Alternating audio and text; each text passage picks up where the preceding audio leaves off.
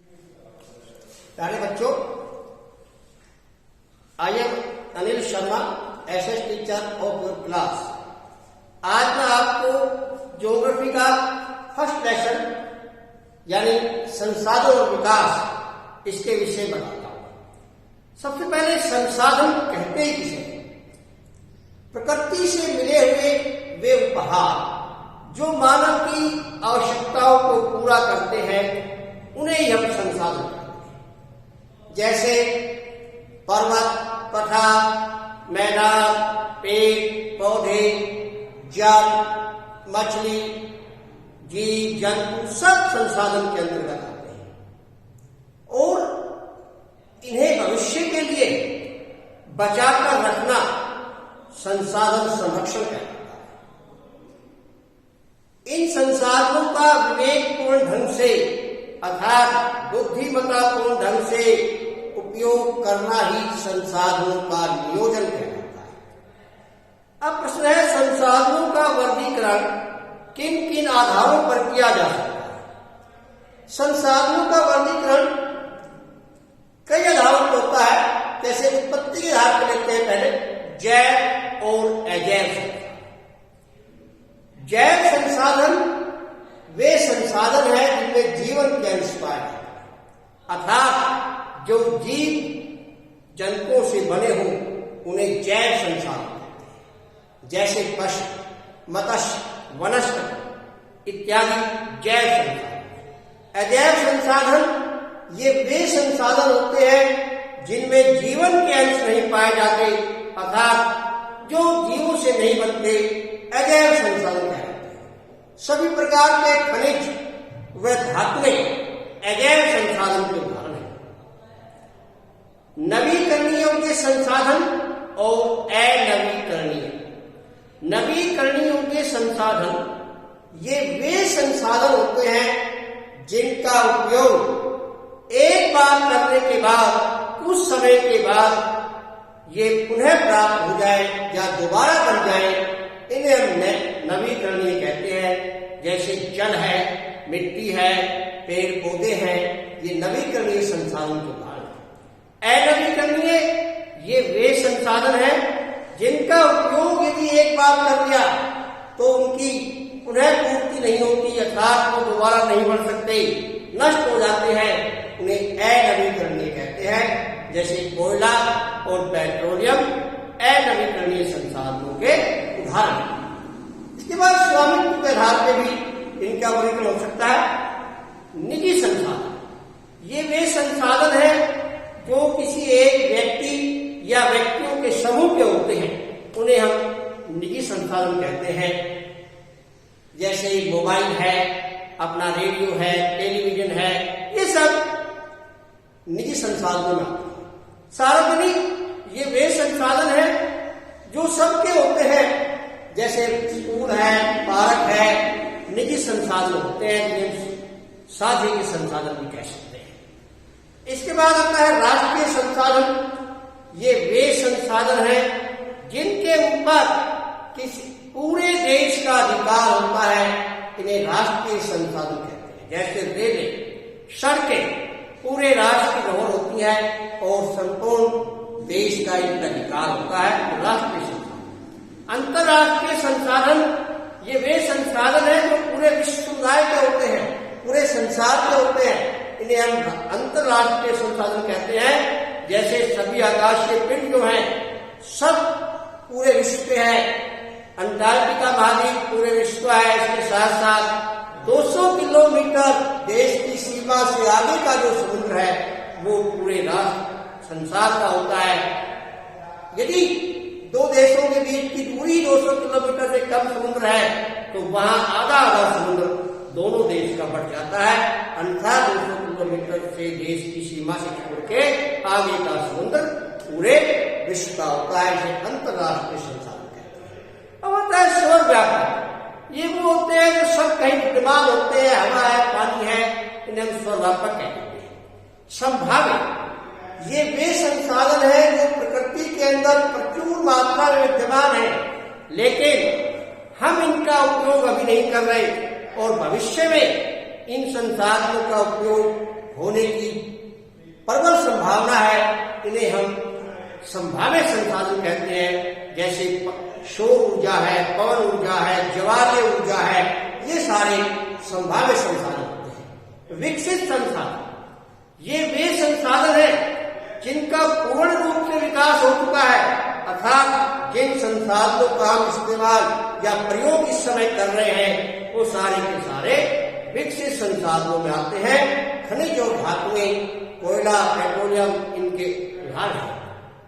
इसके बाद स्थानीय, ये वे संसाधन हैं जो किसी विशेष क्षेत्र में या पृथ्वी के किसी विशेष भूभाग पर ही मिलते हैं, इन्हें हम स्थानिक संसाधन, स्थानीय संसाधन कहते हैं। कोयला है, झारखंड के अंदर मिलता है, बिहार में मिलता है। तांबा है, राजस्थान में खेत में मिलता है। तो स्थानिक संसाधनों के रूप में इनकी हम गिनती कर सकते हैं। अब आपका आता है कि मृदा क्या है और मृदा अपरदन क्या होता है, इसको रोकने के उपाय। देखिए, मृदा भूपृष्ठ का निर्माण करने वाले शैल चूर्ण को मृदा कहते हैं और मृदा अपरदन मिट्टी की ऊपरी परत का टूट जाना, कट जाना, बह जाना, नष्ट हो जाना मृदा अपरदन कहलाता है। अब ये मृदा अपरदन कई कारणों से होता है।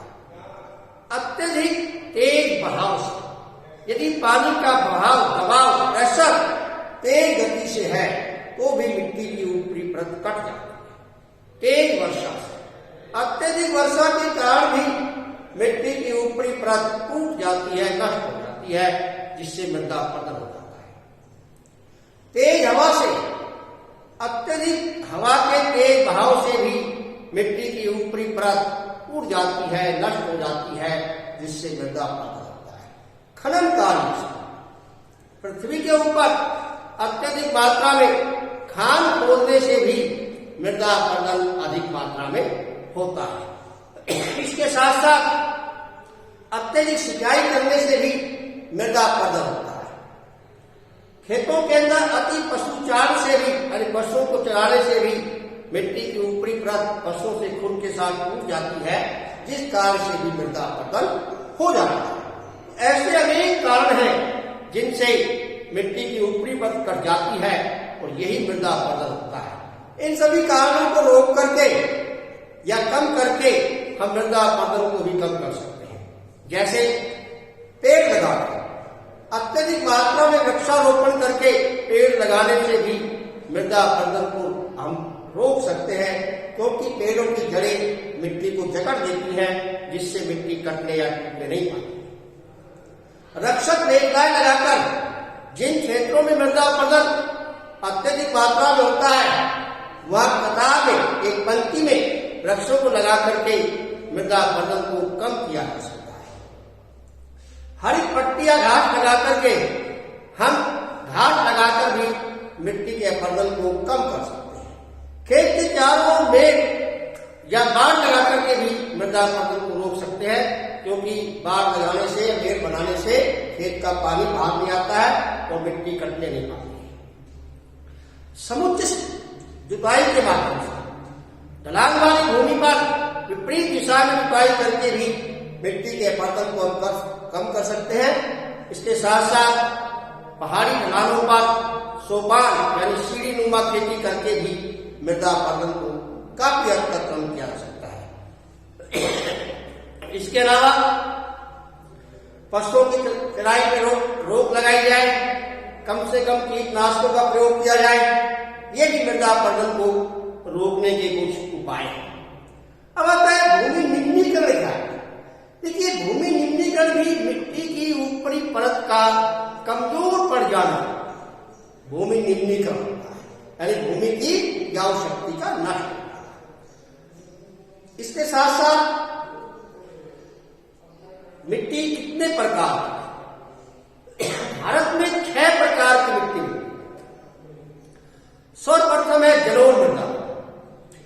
जैसा कि नाम से स्पष्ट है कि यह मिट्टी जल के बहाव यानी जल के लोड के द्वारा बनी हुई है। नदियां अपने साथ प्रचुर मात्रा में अवसाद यानी कि पत्थर, मिट्टी, रोड़े सब बहा के चलती है और जब कभी नदी में बाढ़ आती है तो नदी का पानी आसपास के क्षेत्रों में फैल जाता है। पानी सूखने पर बारीक कण उस क्षेत्र में जमा हो जाते हैं। जिस प्रकार से मिट्टी बनती है उसे हम जलोढ़ मिट्टी कहते हैं। ये मिट्टी बड़ी उपजाऊ होती है क्योंकि इसमें अनेक प्रकार के खनिज लवण होते हैं, जिस कारण संपूर्ण फसलें इन क्षेत्रों में पैदा होती हैं। उत्तरी भारत का पूरा विशाल मैदान, जिन्हें गंगा और ब्रह्मपुत्र का मैदान भी कहते हैं, इसी मिट्टी का बना हुआ है। यह मिट्टी दो प्रकार की होती है, बांगर और खाल। प्राचीन जलोढ़ को बांगर कहते हैं और नवीन जलोढ़ को खाल। नवीन जलोढ़ नदी के नजदीक मिलती है और प्राचीन जो है नदी से दूर मिलती है। दूसरी मिट्टी है पर्वतीय मिट्टी। जैसा कि नाम से स्पष्ट है कि यह मिट्टी पहाड़ी क्षेत्रों में मिलेगी, तो हिमालय पर्वत के क्षेत्रों के अंदर ये मृदा पाई जाती है। इस मृदा के अंदर काफी मोटे और कठोर होते हैं, जिनके अंदर केवल खनिज पदार्थ अत्यधिक मात्रा में मिलते हैं। भारत में ये मृदा जम्मू कश्मीर, सिक्किम, अरुणाचल प्रदेश, नागालैंड इत्यादि राज्यों के अंदर पाई जाती है। मरुस्थलीय मिट्टी, जहां मरुस्थल होते हैं वहां मिट्टी पाई जाती है। भारत में राजस्थान में थार के मरुस्थल और जम्मू कश्मीर में लद्दाख का मरुस्थल है, वहां मिट्टी पाई जाती है। इस मिट्टी के कण बहुत मोटे होते हैं, ये पानी को अपने अंदर अत्यधिक मात्रा में सोख लेते हैं। इन क्षेत्रों के अंदर झाड़ीनुमा वृक्ष मिलते हैं, जिनकी जड़ें काफी गहरी होती हैं और ऊपर की ऊंचाई कम होती है। इसमें कैक्टस, नागफनी और बबूल इत्यादि प्रमुख वृक्ष पाए जाते हैं। काली मिट्टी, इस मिट्टी का रंग काला होता है। ये मिट्टी भारत में महाराष्ट्र और गुजरात और पश्चिमी मध्य प्रदेश के अंदर पाई जाती है। ये मिट्टी कपास के लिए काफी उपयोगी होती है और इस मिट्टी में सूखने पर दरारें पड़ जाती हैं। ये पानी को अपने अंदर नहीं सोखती। लाल मिट्टी, जैसा कि नाम से स्पष्ट है, इसका रंग लाल होता है और लाल रंग फास्फोरस के कारण होता है। भारत में ये मिट्टी छत्तीसगढ़ और मध्य प्रदेश के कुछ क्षेत्रों में पाई जाती है। लैटराइट, लैटराइट लैटिन भाषा के लैट से निकला है। लैटिन भाषा में लैट का अर्थ होता है ईंट, अर्थात इस मिट्टी का रंग ईंट जैसा होता है। भारत में यह कर्नाटक, तमिलनाडु और केरल क्षेत्रों में पाई जाती है। अब आता है भूमि का प्रारूप। क्योंकि भारतीय भूमि का प्रारूप मैदानी, पठारी और पर्वतीय है। 30% भाग पर हमारे यहाँ पठार है, 27% मैदान है और 43% भूभाग मैदानी क्षेत्र है। आज भारतीय भूमि के ऊपर से वनों का दबाव कम हो रहा है, वन कम होते जा रहे हैं। वैज्ञानिक दृष्टिकोण से पर्यावरण को साफ सुथरा बनाए रखने के लिए किसी भी राष्ट्र के 33% भूभाग में वनों का होना आवश्यक है।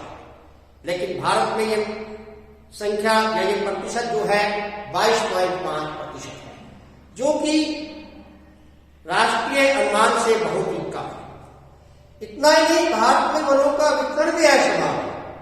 अंडमान निकोबार जैसे द्वीप समूह जहां वन 86.5% भाग पर है, इसके विपरीत हरियाणा में मात्र 3% भाग पर ही है। तो वनों का असमान वितरण भी भूमि के प्रारूप को बिगाड़ रहा है। इसके साथ साथ जनसंख्या वृद्धि भी वनों का विनाश का एक प्रमुख कारण बनी है, क्योंकि बढ़ती जनसंख्या की खाद्य उत्पादन को पूरा करने के लिए या पेट भरने के लिए कृषि की आवश्यकता पड़ती है और कृषि करने के लिए भूमि जंगलों को ही साफ करके प्राप्त की जाती है। बढ़ता हुआ औद्योगिकरण भी जंगलों के विनाश का एक प्रमुख कारण बना हुआ है। सड़कें और रेलों के जाल को बिछाने के लिए भी जंगलों को साफ करके भूमि को तैयार किया जाता है। तो वन विनाश के अनेक कारण हैं, लेकिन हम वन विनाश को रोक करके और पर्यावरण को शुद्ध बना सकते हैं, जिसे हम सतत पोषणीय विकास के नाम से जानते हैं कि पर्यावरण को बिना हानि पहुंचाए विकास करना ही सतत पोषणीय विकास कहलाता है। अब आपके समक्ष कुछ प्रश्न आते हैं जिन्हें आपको अपनी नोटबुक अर्थात कॉपी के अंदर लिखना है। ये प्रश्न क्या है, ध्यान से सुनो। शुरू में आपको बताया संसाधन किसे कहते हैं, एक प्रश्न।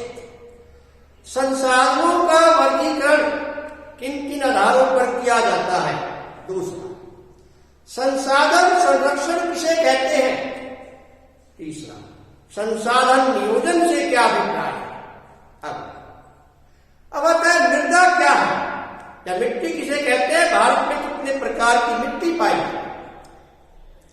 मृदा अपरदन क्या है, यह किन किन कारणों से होता है। मृदा अपरदन को रोकने या कम करने के कौन कौन से तरीके हैं, अर्थात भूमि निम्नीकरण को किस प्रकार से कम किया जा सकता है, और भारत में भूमि का क्या प्रारूप है। ये प्रश्न आपको अपनी नोटबुक में लिखने हैं। अगला चैप्टर आपको हल कराएंगे। धन्यवाद।